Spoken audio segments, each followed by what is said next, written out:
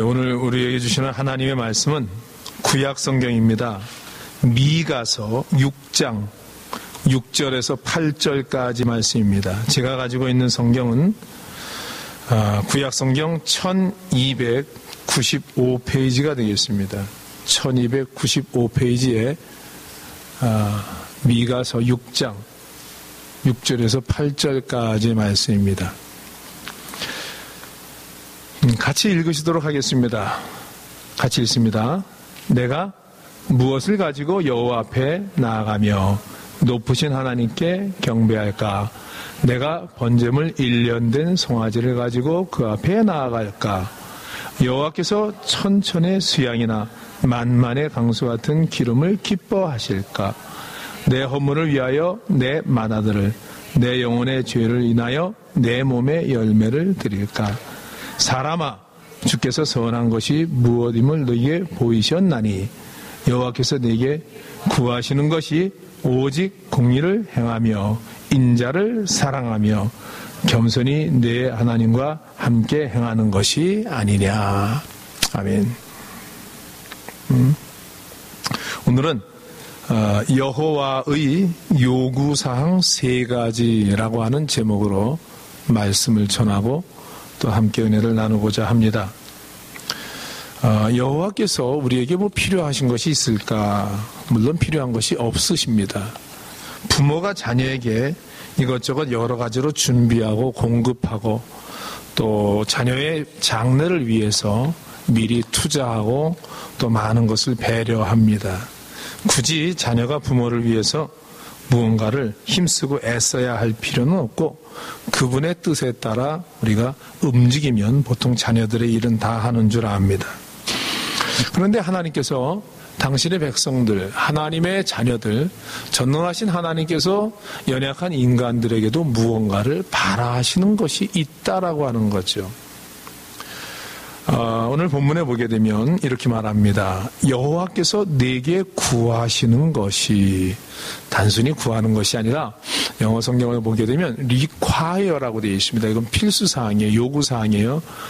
하나님께서 우리에게 뭔가 요구하는 구체적인 요구사항이 있으시다라고 성경은 말합니다. 이해가 되질 않는데 하나님께서 뭐가 필요하실까? 필요한 게 뭐가 있으실까? 전능하신 하나님이시고 무엇이든지 다 가지고 계신 분인데 굳이 우리에게 필요한 것이 무엇이 있을까라고 생각할 수도 있지만 하나님께서 당신의 백성들에게, 당신의 자녀들에게 그래도 자녀들에게 뭔가 기대하시는 리콰이어먼트가 있다는 얘기죠. 뭔가 원하시는 것이. 단 그 시기가 내가 이렇게 하면 내 백성이 되고 이렇게 하지 않으면 안 된다. 그것이 아니라 하나님의 백성에게, 하나님의 자녀에게, 이미 된 사람들에게 요구하는 것이 있습니다. 예를 들면 요즘 한국에서 이제 새로운 여성 대통령, 초대 처음으로 되어지는 여성 대통령이 이제 출범을 합니다. 그래가지고 모두가 다 기대를 하고 있고 이전보다 점점 나아지겠지라고 하는 그러한 기대심을 가지고 새로운 정부를 바라봅니다. 그래서 그 정부에 맞는 이제 총리 제도를 해야 되니까 총리로 인사인선을 하고 또 어떤 사람은 세워가지고 최고의 헌법재판소장이라고 하는 그 법률을 지키는 사람들, 판사를 하는 사람들, 그 사람들보다 더 높은 최고의 고위직이죠. 이런 사람들을 대통령이 될 사람들이 미리 내정을 합니다. 그리고 그 사람들을 이리저리 심사를 잘 해가지고 국회에서 청문회를 통해서 이 사람은 고위공직자로 조금 더 하자가 모자름이 없습니다라고 하는 그 과정을 거칩니다. 예를 들면 헌법재판소장 후보로 이동흡 씨가, 그 다음에 또 대통령직 인수위원장인 김용준 씨도 총리 후보로 이렇게 지명이 됐습니다. 그런데 어떤 분은 41일 만에, 또 어떤 분은 지명된 지 5일 만에 그만 자진 사퇴를 해버리고 맙니다. 왜냐? 청문회에서 혹은 국회에서 요구하는 몇 가지 기본적인 덕목이 있는데 여기에 기본적인 것은 미치지 못한 거예요. 그래서 요즘은 유행어가 있습니다. 고위공직자 4대 필수 과목이 있어요. 처음 들어보시죠? 공식적으로 되는 건 아니고 그냥 예를 들면 위장전입, 병역면제, 부동산 투기, 세금 탈루 요거를 이제 통과를 해야 공직자가 된다라고 하는 거예요. 뭔가 되기 위해서 어떤 신분을 갖기 위해서 어떤 직책을 갖기 위해서 넘어가야 될 산이 있는 거죠. 어떤 직책을 갖기 위해서 반드시 통과해야 될 그런 과정이 있는 겁니다. 그러나 하나님께서는 무엇을 통과해야 하나님의 백성이 되겠다라고 이렇게 말씀하지 않으셨어요. 우리에게 하나님의 구원을 허락하시면서 우리에게 무언가 조건이 있는 것이 아니라 하나님의 은혜를 값없이 베풀어 주시는 그러한 일들을 하십니다. 앞서 말씀드린 그 고위공직자로 후보로 된 이 사람들 가장 엄격한 도덕적 수준 이것을 요구하는 법관을 지낸 사람들입니다. 그래서 상당히 이 사람이면 모든 걸 통과할 수 있다라고 했는데 그게 안 된 거죠. 그러니 다른 사람들은 더 말할 나위가 없죠. 이래서 걸리고 저래서 걸리고 다 걸릴 수밖에 없는 사람들이죠. 흔히 말하는 위장전입이라고 하는 것도 그냥 좋은 학군에 들어가 사는 거예요.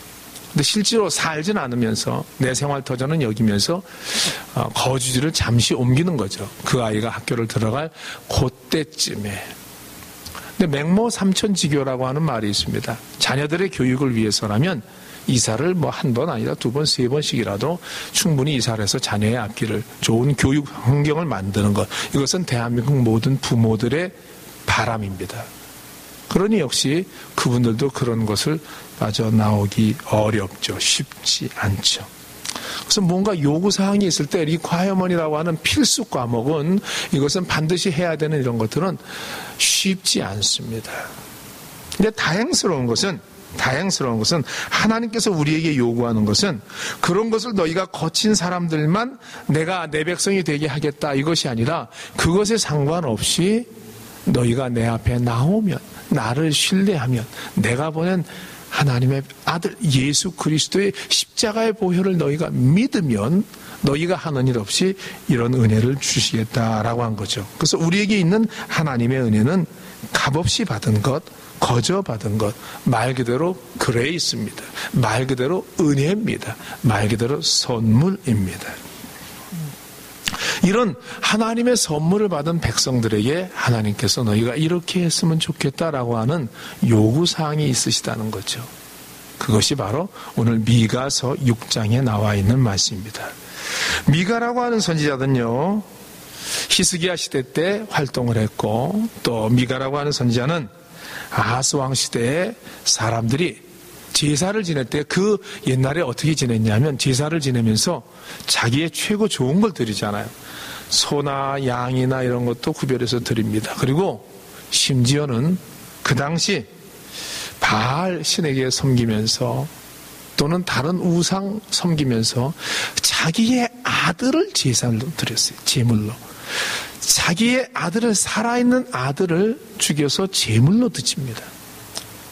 그것이 내가 가지고 있는 가장 소중한 것을 신에게 드리오니 신이여 복을 주시옵소서 이런 제도입니다. 오늘 본문에도 보니까 그렇게 말하고 있어요. 이르시기를 내 백성아 내가 내게 무엇을 할까 하면서 너희가 아들을 주겠느냐 또 너희가 무슨 제물을 주겠느냐 이런 이야기를 합니다. 천이 되는 수양이나 만에 되는 강수와 기름을 기뻐하실까? 내 허물을 위해서 내 맏아들을 내 영혼의 피를 인하여 내 몸의 열매를 드리리까? 그것 가지고 하나님이 만족하시거나 원하지 않는다는 거죠. 그럼 무엇을 드릴까? 이것이 이제 미가 선지자의 고백입니다. 물론 이 6장 오기 전에 이미 하나님께서 미가 선지자를 통해서 이스라엘의 그 산이 있는데 그 산을 시온산이라고도 이렇게 명합니다. 시온산, 이스라엘의 상징적인 그 시온산은 실제로 있는 산이 아니라 그 하나의 상징적인 시온산인데 그 시온산을 온 세상에 온 나라 위에 우뚝 서게 해서 모든 사람들이 그곳에 와서 예배드리게 하겠다. 이런 것을 회복시키는 것을 이미 4장과 5장에서 하나님께서 미가 선지자를 통해서 보여주셨습니다. 그래서 메시아가 이 땅에 와서 그 메시아가 다스릴 것이고 시온산에 임하실 것이고 모든 사람들이 시온산에 와서 예배할 것이다. 이제 그러니 너희들은, 메시아의 백성된 너희들은 이렇게 살아라. 2월 한 달 동안 저는 하나님과 좀 가까워지는 삶을 위해서 말씀을 계속 전했습니다. 하나님과 가까워지는 삶. 여러 예를 들었지만, 예를 들어서 한 분은, 어느 부흥사 목사님은, 그분은 오래되신 분이지만, 이미 돌아가신 분이지만, 한 손을 이렇게 꼭 손을 잡고, 그리고 한 손에는 책을 들고 다니셨다. 왜? 이거는 내 주님이 내 손을 잡은 것이다. 그래서 항상 이러고 있으니 주님이 내 손을 잡았으니 내가 무슨 짓을 하겠어요? 내가 어떤 딴 생각을 하겠어요? 그러면서 평생을 사신 분이 계시다라고 하는 말씀드렸습니다. 물론 당연히 노아나 모세나 이런 사람들은 성경에서 그는 의인이다라고 말합니다. 예를 들면 창세기 6장에도 노아를 보고 노아의 사적은 이러하니라 노아는 의인이요 당세 완전한 자라 그가 하나님과 동행하였으며. 에녹이라고 하는 사람도 물론 하나님과 동행한 사람이죠.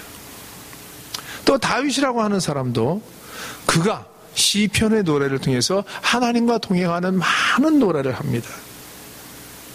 그 후에 후대 신약시대의 사람들이 다윗을 보고 하나님의 마음에 쏙 드는 사람이라 이렇게 이야기를 합니다.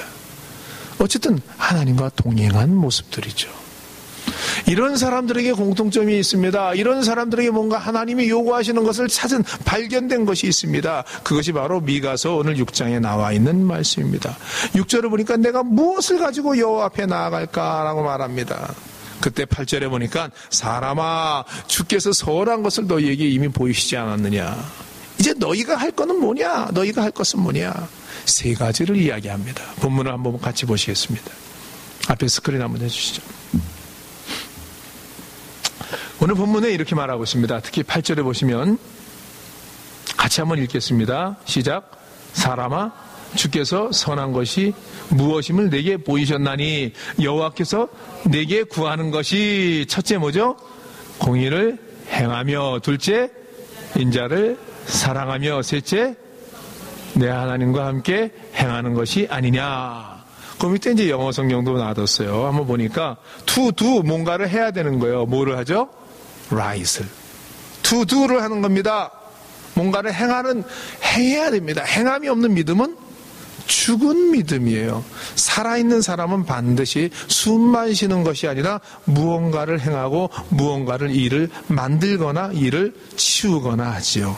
그래서 to do가 중요합니다. 이미 하나님의 자녀가 된 사람들에게. 그리고 두 번째는 뭐였죠? to love입니다. 사랑하라 라고 말합니다. 사랑하라. 그리고 세 번째는 뭐였어요? to work입니다. 같이 걷자, 동행하자 이렇게 말합니다. 첫째, 우리가 해야 할 일이 무엇인가?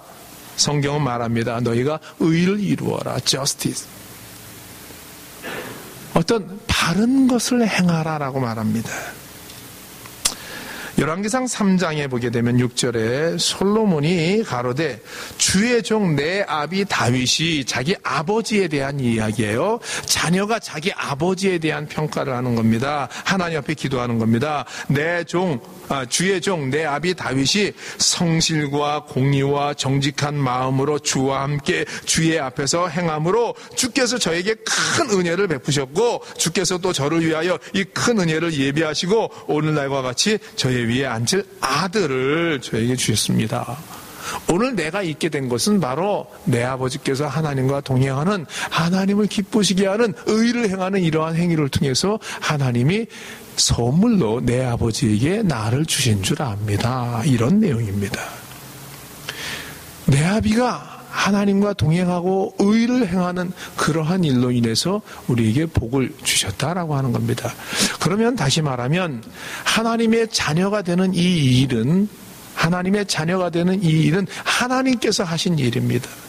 그런데 의를 행하는 것은 누가 하는 일이에요? 하나님의 자녀가 하는 일이에요. 하나님께서 하신 일로 우리가 뭐를 받죠? 하나님의 선물을 받습니다. 그 선물은 모든 사람에게 공평한 하나님의 백성이요 하나님의 자녀가 되는 일입니다. 그런데 두두 무언가를 행하는 이 일로 우리는 뭘 받죠? 상급을 받습니다. 히브리서 12장에 믿음이 있는 자는 하나님을 기쁘시게 한다고 했어요. 그리고 반드시 그가 하나님의 계신 존재하시는 분이다는 것. 그리고 그가 하나님을 찾는 모든 자들, 그 사람들에게 뭘 주시는 분이에요? 상을 주시는 분이다. 이걸 너희가 믿어라.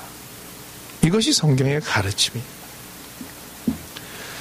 뿐만 아니라 마태복음을 보게 되면 마태복음 5장에 예수께서 제자들을 모아놓으시고 천국은 그러면서 산에서 산상수훈을 하십니다. 그래서 하나님의 나라에 관한 일을 가르쳐 주십니다. 하나님의 나라는 하면서 이런 자가 하나님의 나라의 자녀가 될 것이요 이런 자가 하나님의 백성이 될 것이요 하면서 복 있는 사람들을 이야기합니다. 그 5장이 끝나고 나니까 그 다음부터는 이제 하나님의 복 있는 자녀가 된 사람들은 이렇게 하나님의 자녀가 되어서 빛과 소금으로 살아야 되는 사람들은 6장과 7장에 이렇게 살으라 라고 이야기합니다. 기도하면서 다른 사람의 눈에 티끌 있는 것은 보면서 자기의 눈에 들보가 낀 것을 못 보는 이러한 사람이 되지 말 것이며 누군가를 판단하거나 누군가를 정죄하는 일을 하지 말아야 될 것이다. 예수께서 하나님의 백성을 당신의 제자로 삼으시고 나와 함께 가자. 너희에게 놀라운 하나님의 왕의 자리가 예비되어져 있다. 이렇게 이야기하면서 이 땅에서 너희가 하나님의 아들답게 딸답게 이렇게 살아야 된다라고 하는 것을 강조하셨다는 거죠. 그래서 우리가 어떻게 해서 하나님의 자녀가 됐는가 그거는 사실 그렇게 크게 중요하지 않아요. 그것은 하나님의 계획이셨고 하나님의 섭리셨고 하나님이 하신 일이에요. 마치 내가 이서방네 식구로 태어난 것이 어떻게 해서 그렇게 됐는지는 잘 모르겠어요. 그런데 우리가 이서방네 식구로 혹은 어느 가문의 자녀로 산다라고 하는 그런 일은 쉬운 일이 아니란 얘기죠. 하나님께서 하나님의 백성에게 첫 번째 요구하는 것이 있어요. 뭐죠? 너희는 이렇게 살란 얘기에 어떻게 바르게, 어떻게 의롭게, 어떻게 누구의 자녀처럼? 어둠의 자녀처럼? 아니죠. 빛의 자녀처럼. 그러면 어둠의 자녀와 빛의 자녀의 다른 점이 뭐냐라고 하는 거죠. 똑같이 자녀인데 어둠의 자녀들은 그 주위의 환경이나 이 모든 것이 말 그대로 어둠 속에 있기 때문에 자기를 돌아볼 일이 없어요.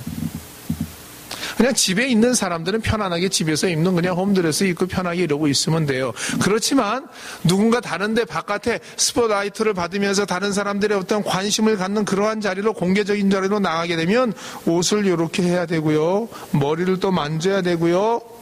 자신의 몸에서 냄새나나 환경을 또 신경을 써야 돼요. 왜죠? 자기가 노출되고 보여지거든요.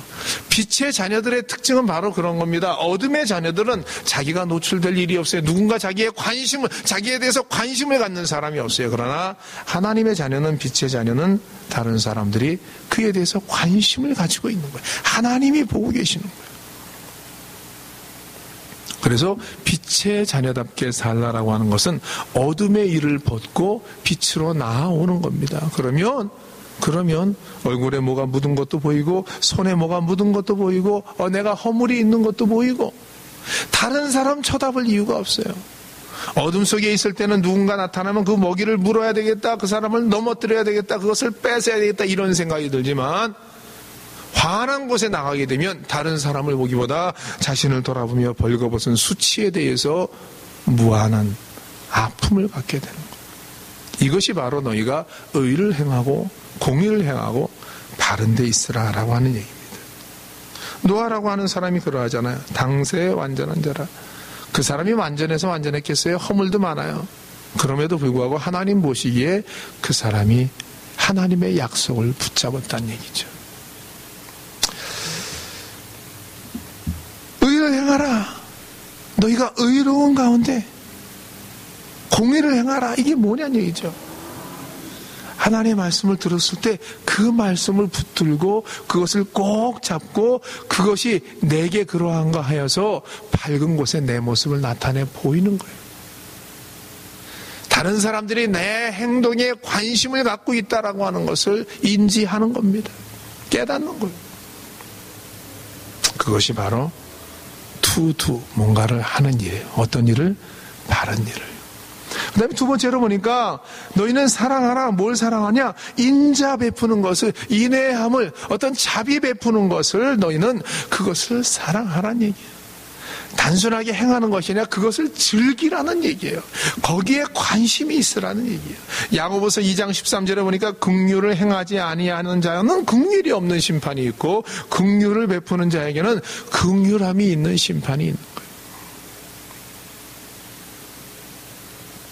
긍휼함이 있는 심판. 오래전에 재판 판결문에 인천에서 그런 일이 있었습니다. 어느 아이가 환경미화원의 아이인데 그래서 잘 그렇게 가르치라고 부모님이 잘 이렇게 교육을 시켰어요. 근데 그 아이가 어느 날 이제 부모에게 걸렸어요. 뭐냐면 남의 것을 훔친 것이 걸렸어요. 그래갖고 그 아버지가 그 아이를 데리고 경찰서를 스스로 찾아갑니다. 왜냐하면 이유는 네가 다시는 이러한 일을 해야 되지 않기 때문에 잘못한 것에 대한 벌을 받아야 된다. 그래서 가서 받았어요. 근데 조사하는 과정에서 다른 일이 하나 더 있게 됐어요. 그전에도 그런 일이 있었는데 미제 사건으로 있었는데 얘가 이 일이 계속 반복이 되었던 거예요. 그래서 결과적으로 그 아이는 그냥 이렇게 겉면으로 혹은 뭐 훈방으로 나온 것이 아니라 미성년임에도 불구하고 재판을 받게 됐어요. 그 아버지는 충격으로 인해 가지고 그 재판 끝나는 걸 다 보지 못하고 심장마비를 해서 돌아가셨어요. 재판정에는 그 어머니와 부모 몰래 잘못을 저질렀던 부모의 기대를 저버린 그 아들이 나와 있어요. 그래서 판결문을 읽고 판사가 재판을 내리는데 이 아이는 이제 유죄가 됩니다. 근데 판결을 그 판사는 내리기를 무죄 판결을 내리면서 그 조항을 읽었어요. 이렇게 훌륭하고 또 자녀에 대해서까지도 법을 지키는 이러한 훌륭한 존귀한 훌륭한 아버지의 교육을 받은 아들을 우리는 믿기 때문에 이제 이 아이는 그의 잘못은 인정되지만 그의 아버지의 훌륭한 가르침을 받아서 다시는 그렇게 하지 않을 것을 믿고 이렇게 판결을 내립니다. 뭐 남의 나라 이야기는 아니고요.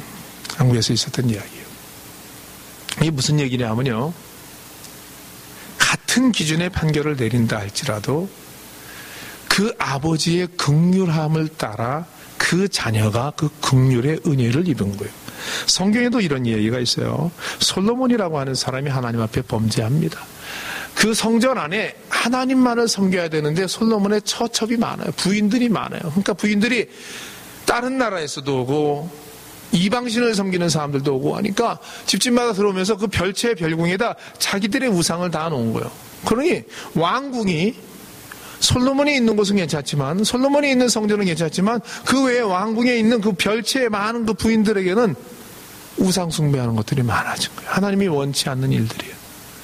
그래서 하나님께서 이 솔로몬을 쫓아내고 그를 폐위를 시켜야 되고 그 왕궁을 부정한 것을 다 더럽힌 것을 다 씻어내고 깨끗게 해야 되는데 그럼에도 불구하고 여호와께서 말씀하시기를 내 아비의 겸손함을 내 아비의 기도를 내가 듣고 그 왕 때에는 아들 때에는 그냥 놔두고 있다가 그 솔로몬의 그 다음 자식에 가서 그 나라가 찢어지게 만듭니다. 그러니까 솔로몬이 잘해서 솔로몬이 부귀영화를 누린 것이 아니라 그 아버지의 헌신과 그 아버지의 희생을 통해서 그 자식에게 긍휼의 재판이 임하게 된 것이죠. 야고보서는 바로 그런 얘기입니다. 긍휼은 심판을 이기기도 하고 자랑도 하는 것. 공의의 칼날로 내려야 되지만 긍휼의 감싸움으로 사랑의 감싸움으로 그것을 보듬어 안기도 한다는 얘기죠. 그래서 하나님의 성령이 임하게 되면요, 하나님의 성령의 그 열매로 그 사람들에게, 하나님의 성령을 받은 사람들에게 나타나는 행위가 있습니다. 오직 성령의 영이면은 사랑과 희락, 화평, 인내와 자비와 양성, 충성과 온유와 절제다. 그 중에 자비라고 하는 것이, 카인드니스라고 하는 이것이 바로 오늘 바로 이 인자라고 하는 것이. 그 인자 베푸는 것을 좋아하고 인자 베푸는 것을 사랑하고 그것을 아끼는 사람들, 그것을 소중하게 여기는 사람들은 바로 하나님이 요구하는 사람들이란 얘기예요.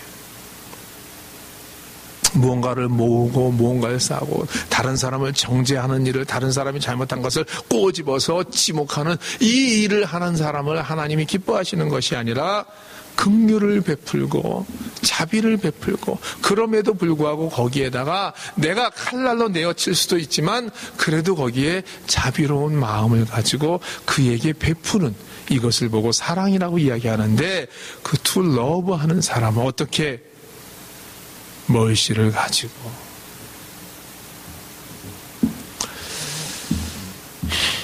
로마서 12장 8절에 보니까 혹 권위하는 자면 권위하는 일로, 구제하는 자는 성실함으로, 다스리는 자는 부지런함으로, 긍휼을 베푸는 자는 즐거움으로 할지니라.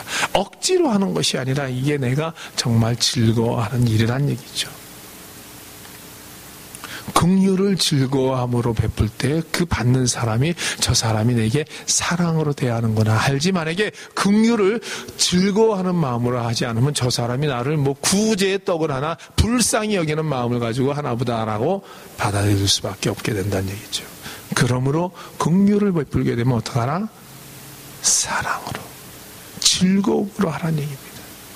하나님 앞에 헌금하는 일도 마찬가지예요. 다른 사람을 도와주는 일도 마찬가지, 누군가에게 은혜를 베푸는 일도 마찬가지. 이게 즐거움으로 나온 것이 그 사람에게 전달된다는 얘기죠.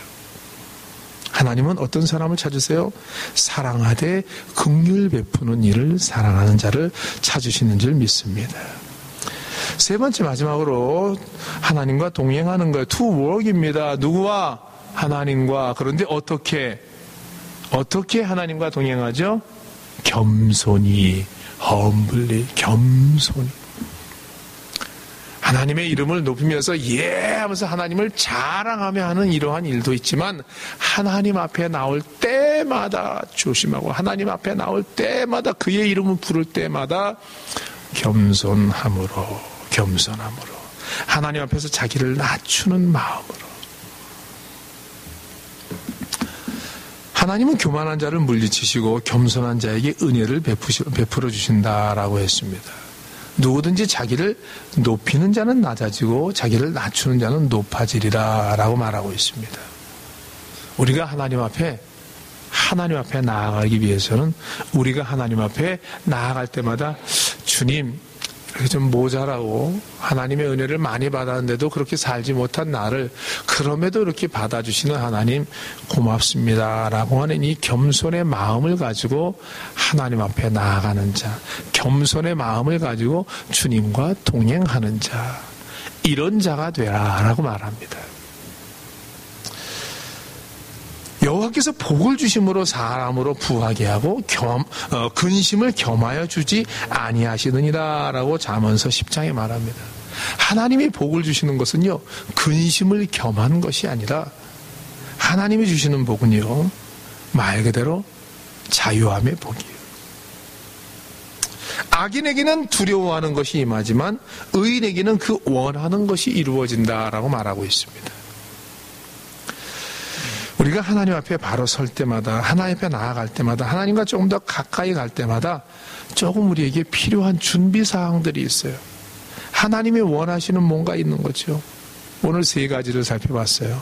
뭐였죠? 하나님의 자녀에게 요구하는 것이 뭡니까? 첫째, 우리가 뭔가 행하기를 원하는데 어떻게?